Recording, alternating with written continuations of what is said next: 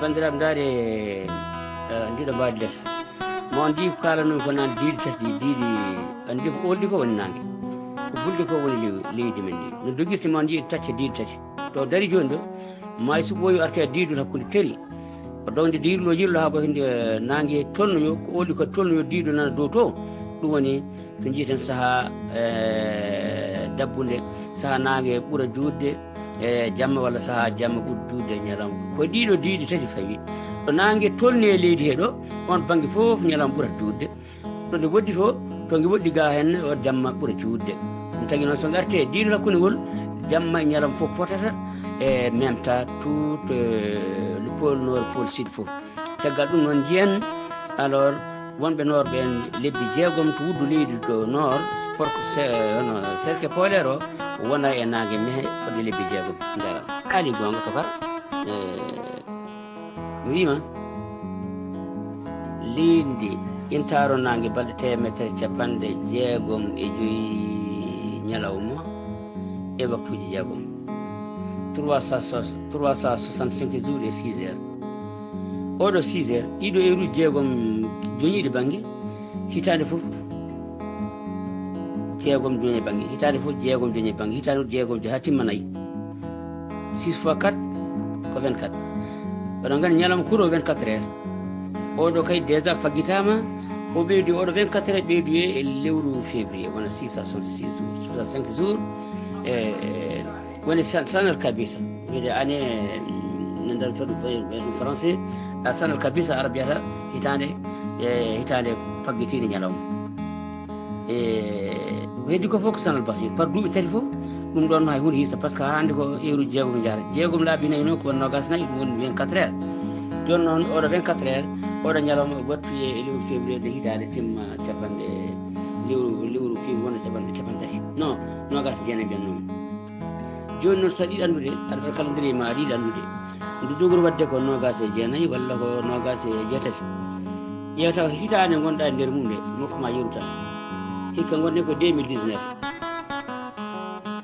sa yiɗi mbaɗa 2019 o divisé par 4 walla mbaɗa tan 19 o divisé par 4 ma yi keeɓa virgule a teelat kala teele calcul maɗa ko 28 waɗata kala mbaɗɗa hitande gonɗa nde mbaɗɗa divisé par 4 a feccine hitande waɗama a fecci ɗum nder nayyi kala nde hunde heddi waɗi teeli waɗi virgule aji pamande hitande mois de février watta ko 28 kala nde keɓɗa feccere ma foti rip ala virgule ha orta ko nde hitande nde gonɗa nde ko nogas jeenayi waɗata ko kendiru jeen 2020 garoɗo hikka ko 2019 gonɗen sen jeehi 2019 no 2020 a waɗi accu 2000 woni 20 o tan numéro uji ɗiɗi aɗa waɗi ko chiffre uji nayyi chiffre uji ɗiɗi keedi banggue noon ɗi peccaɗi e par 4 walla sa andi hen son paamani mbaɗa tan 2020 o divisé par 4 ma a yii hay batte heddo hay hunde telata feccere nde fota rip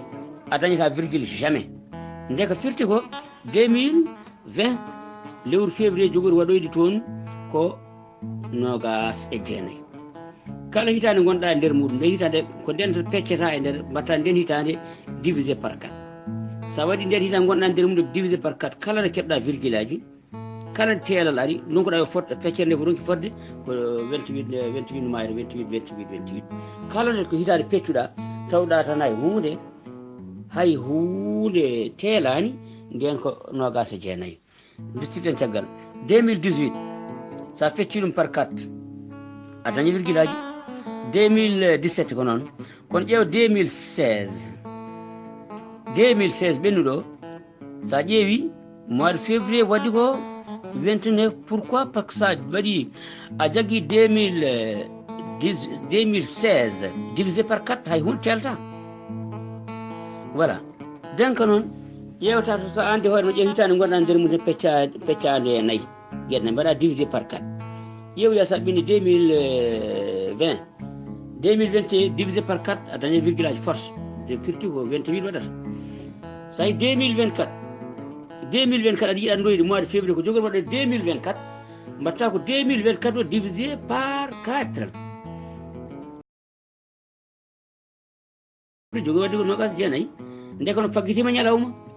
weydi ñalawma alors sa ƴeewi joni walla mbaɗen dani tan 2024 accu 2024 divisé par 4 sa fecci a dañata ko teeli 2020 telata 2024 telata firto 21 faɗata 2025 ma yi sa fecci 2025 par 4 a daña ko teelata tan force teelata